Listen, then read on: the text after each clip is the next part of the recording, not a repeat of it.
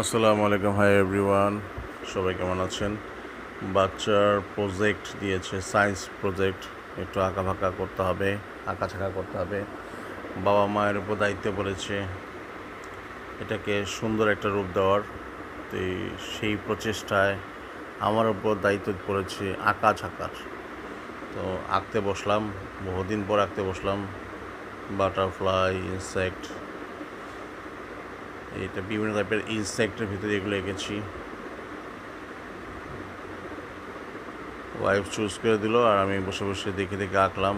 অনেক কষ্ট হয়েছে, বহুদিন পর সেই স্টুডেন্ট লাইফে লাস্ট এঁকেছিলাম আর এখন আঁকলাম দেখে দেখে, গুগল থেকে নিয়ে ছবি দেখে দেখে। অনেক কষ্ট হয়েছে আসলে। আঁকাকে আমার খুব পছন্দ করি, খুব ভালো লাগে। দ্যাটস ওয়াই এবার একটু ট্রাই করলাম। যেহেতু বাচ্চাদের প্রজেক্ট, শুধু বাচ্চাদের প্রজেক্ট না, সায়েন্স প্রজেক্ট, বাচ্চাদের হেল্প করার জন্য আর কি আঁকতে বসলাম। বার্ডস ছিল, বিভিন্ন টাইপের বার্ড। আঁকাটা অনেক কষ্ট ছিল, বিশেষ করে ঈগল। ও বাবা, আমাকে ঘাম ঝরিয়ে ফেলেছিল ঈগল আঁকতে গিয়ে। অনেক দিন পর, বহু বছর পর আসলে আঁকা, অনেক কষ্ট হয়েছিল। অনেক দিন আঁকা চাকা থেকে দূরে ছিলাম, তো হঠাৎ করে আঁকতে বসা আসলেই একটু টাফ ব্যাপার। তারপর মাশাল্লাহ পেরেছি, আশা করি পেরেছি। আর বাকিরা আপনারাই বলেন আমি কি পেরেছি না পারিনি। ওয়াইফ তো দেখে অবাক বললো যে ভালোই তো পেরেছ।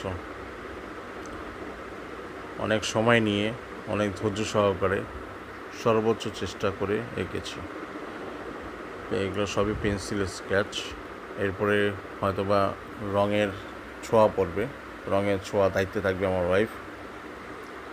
এখন দেখা যাক শেষ পর্যন্ত কী হয়। বাচ্চাদের সাথে সাথে নিজেদেরও এই বয়সে আসলে পড়াশোনা করা লাগে।